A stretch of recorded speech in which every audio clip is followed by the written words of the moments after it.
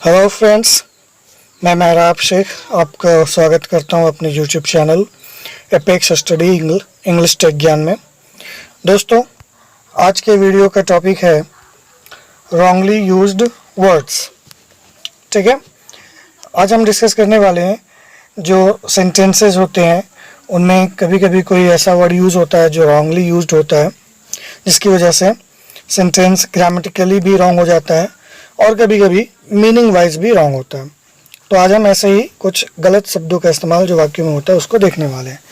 तो आपको पूरा वीडियो देखना चाहिए ताकि आप सारे ऐसे वर्ड्स के बारे में जान सकें।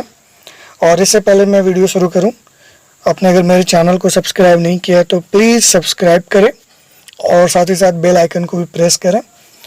देखिए दोस्तों, सब्सक्राइब करने का ये मतलब नहीं कि आपको इसके लिए आप पैसे पे करने पड़ेंगे, बल्कि ये मुझसे जुड़ने का एक ज़रिया होता है। जब आप सब्सक्राइब करते हैं तो मेरे अपलोड किए हुए वीडियोस आप देख पाते हैं और बेल आइकन को प्रेस करने से उनका नोटिफिकेशन आपको पहले मिल जाता है। तो ये एक तरीका है और कुछ नहीं, और बदले में मुझे बस आपका प्यार चाहिए जो आप मुझे लाइक और कमेंट के बदले में देते हैं। तो आइए वीडियो को शुरू करते हैं। तो जो सबसे पहला सेंटेंस हमने लिया है जिसको आज हम एनालाइज करेंगे, जिसमें रॉन्गली यूज्ड वर्ड का इस्तेमाल हुआ है, वो है please show me one other pen. तो दोस्तों, यहाँ पे जो गलत वर्ड यूज है वो है वन अदर। आप ये वन अदर को बार बार कहीं नहीं देखे होंगे, ये फ्रिक्वेंटली यूज नहीं किया जाता है, पर क्वेश्चन के तौर पे कभी कभी इसका इस्तेमाल करते हैं। ठीक है, तो एक्चुअली वन अदर के जगह पे अनदर का यूज ज़्यादा बेटर है। अनदर, वन अनदर का ऐसा कोई मीनिंग नहीं है, लेकिन डिक्शनरी में एक इडियम के रूप में इसका मीनिंग दे देता है मोर। मोर दे देता है, वन मोर मीनिंग दे देता है, पर ऐसा कुछ एग्जैक्ट मीनिंग है नहीं, तो इसको इग्नोर ही करिए, ये यूज़ में नहीं है। ओके, तो जो दूसरा वर्ड है जो इसका करेक्शन है वो है अनदर। तो अनदर के बारे में हम कुछ बातें जान लेते हैं। ये बना है दो वर्ड से, एन प्लस अदर से। अब अनदर का मतलब होता है वन मोर, ये भी वही मीनिंग है पर ये फ्रिक्वेंटली यूज होता है। वन मोर, एक और। जैसे कि आप जब किसी दुकान में जाते हैं और आपको पेन दिखाया जाता है तो आप कहते हैं कि भाई मुझे एक और कलम दिखाओ, तो वहाँ पर उस एक और पेन के लिए अनदर का यूज़ करना ज़्यादा बेटर होता है, बजाय इसके कि वन अदर का यूज़ करें। और अनदर को एक साथ लिखा जाता है वर्ड के रूप में, एक सिंगल वर्ड के रूप में, इसको अलग अलग लिखा नहीं जाता, लेकिन ये बना है एन और अदर से। एक और बात आप यहाँ पे ध्यान रखें कि अनदर के बाद आप जो नाउन यूज़ करेंगे वो सिंगुलर काउंटेबल नाउन होगा, यानी ऐसे नाउन होंगे जो सिंगुलर हो और काउंटेबल भी हो। जैसे यहाँ पे पेन का यूज़ हुआ है, या आप अनदर के साथ बॉय लिख सकते हैं, अनदर गर्ल लिख सकते हैं। ओके, तो इस बात का ख्याल रखें। ठीक है, तो इस सेंटेंस में वन अदर के जगह अनदर होगा, ये इसका करेक्शन है। आइए देखते हैं next sentence. He is from the best students I know। इस सेंटेंस में जो वर्ड गलत यूज किया गया है वो है from। ऐसे तो इस वाक्य का अर्थ हो जाएगा कि वह सबसे अच्छे विद्यार्थियों में से है जिसको मैं जानता हूँ। ठीक है, लेकिन ग्रामेटिकली ऐसा कुछ होता नहीं है, from का यूज यहाँ पे नहीं होगा। इसके जगह पे आप one of का यूज कर सकते हैं या फिर अमंग का यूज भी कर सकते हैं।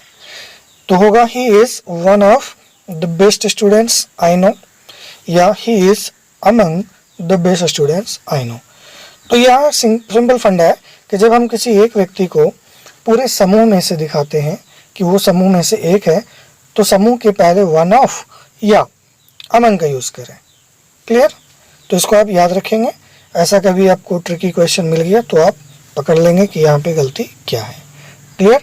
तो आइए नेक्स्ट सेंटेंस देखते हैं। English isn't easy to be learned. इस वाक्य में आप देखें कि टू बी, यहाँ पे टू के बाद बी प्लस V3 का यूज किया गया है जो कि गलत है।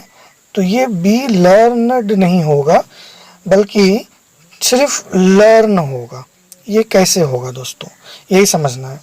इजी, हार्ड, हेवी और ऐसे कई अन्य एडजेक्टिव्स हैं जिनके बाद हम टू लगा के B1 का यूज करते हैं, ना कि B+3 का यूज करते हैं। क्लियर? तो इस कॉन्सेप्ट को आप याद रखिएगा। जैसे I am able to solve this sum. तो इस सेंटेंस में आप देख लीजिए, एबल के साथ हमने टू लगा के B1 का यूज किया।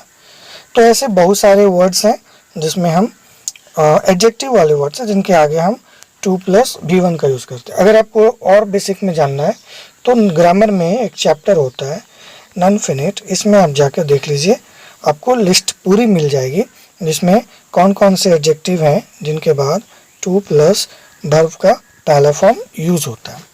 क्लियर? चलें, तो आई होप कि यहाँ आपका कन्फ्यूज़न दूर हो गया होगा कि ये लर्नड क्यों नहीं होगा। आइए अगला सेंटेंस लेते हैं। He was disappeared from the house. वह घर से गायब हो गया। दोस्तों, कोई भी गायब होता है तो वो खुद से होता है, ठीक है। भले उसको किसी ने किडनैप कर लिया वो और बात है, लेकिन गायब वो खुद होता है। तो यहाँ पे ये जो सेंटेंस है was disappeared नहीं होगा, बस इसमें से was हटा दीजिए। वजह क्या है? disappear एक इंट्रांजिटिव वर्ब है। अब ये इंट्रांजिटिव वर्ब क्या होता है? ये ऐसे वर्ब होते हैं जिनके साथ कोई कर्म जुड़ा ना हो। क्लियर? जैसे आई गो टू स्कूल, इस सेंटेंस में गो एक इंट्रांजिटिव वर्ब है।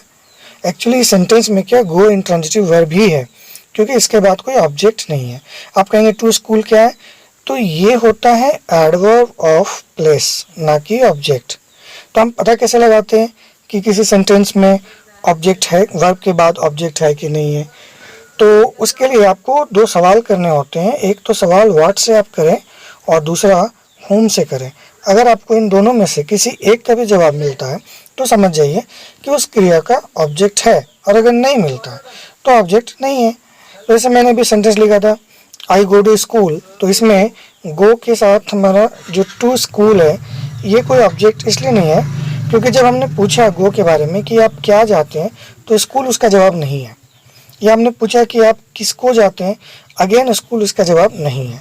हाँ, आप कहाँ जाते हैं, कैसे जाते हैं, कब जाते हैं, क्यों जाते हैं, अगर ये सवाल है तो आप इसका जवाब पा सकते हैं। पर गो का अगर हमने सवाल व्हाट से या होम से किया तो इसका जवाब नहीं मिलता है, इसलिए गो को इंट्रांजिटिव वर्ब कहा जाता है।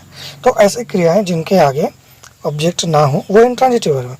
तो डिसअपीयर भी इसी टाइप का एक वर्ड है। तो फंडा ये है कि जो इंट्रांजिटिव वर्ब होते हैं इनका इस्तेमाल पैसिव सेंटेंसेस में नहीं होता, ठीक है, क्योंकि कोई कर्म तो होता नहीं है, इसलिए यहाँ पे ये वाज नहीं होगा। क्योंकि आप जो स्ट्रक्चर देख रहे हैं ये वाज प्लस V3, ये पैसिव सेंटेंस का स्ट्रक्चर है। अगर ये एक्टिव सेंटेंस होता तो यहाँ V3 की जगह V4 का यूज हो गया होता। क्लियर? तो आप देख सकते हैं कि यहाँ वाज का यूज हम नहीं करेंगे, डिसअपीयर्ड यूज करेंगे। इस तरह और भी सेंटेंस हैं, वर्ड्स आते हैं जो इंट्रांजिटिव वर्ब के हैं, तो आप उसको वर्ब चैप्टर में गहराई से स्टडी कर लेंगे। ओके, आई होप कि पॉइंट क्लियर हो गया होगा। तो नेक्स्ट सेंटेंस देख लेते हैं। James slept well and was better the other day.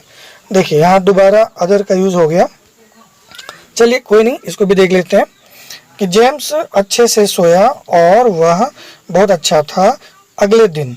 तो एक्चुअली अदर डे एक ईडियम है जिसका मतलब होता है अ फ्यू डेज अगो, कुछ दिन पहले। क्लियर? तो इसका एक अलग ही मीनिंग है। अब अगर हम अदर डे इसमें रख के मीनिंग निकालते हैं पूरे वाक्य का तो वो मीनिंग नहीं आएगा जो होना चाहिए। तो ये अदर डे के जगह पे हम नेक्स्ट डे का यूज करेंगे, नेक्स्ट डे। क्लियर? या फिर आप ऑन द फॉलोइंग डे का भी यूज कर सकते हैं, ऑन द फॉलोइंग डे, ये भी आप कर सकते हैं। जेम्स स्लेप्ट वेल, जेम्स अच्छे से सोया था, एंड वाज बेटर और बहुत बढ़िया था, अगले दिन, नेक्स्ट डे या ऑन द फॉलोइंग डे, ना कि अदर डे। अदर डे का मतलब हो जाता है कुछ दिन पहले, a few days ago. Clear? तो दोस्तों इस तरह से आपने देखा कि कुछ सेंटेंसेस जिसमें हम कुछ गलत वर्ड का यूज़ देखते हैं, जिस वजह से पूरे वाक्य का अर्थ गलत हो जाता है। ग्रामेटिकली चाहे अर्थवाइज सेंटेंस गलत होते हैं। तो आज के लिए इतना काफ़ी है। आगे के वीडियोस के लिए मेरे चैनल को आप सब्सक्राइब करें, मुझे सपोर्ट करें, ताकि मैं आपके लिए अच्छे अच्छे वीडियोस बना सकूं। तो फिर मिलते हैं नेक्स्ट वीडियो में। Thank you.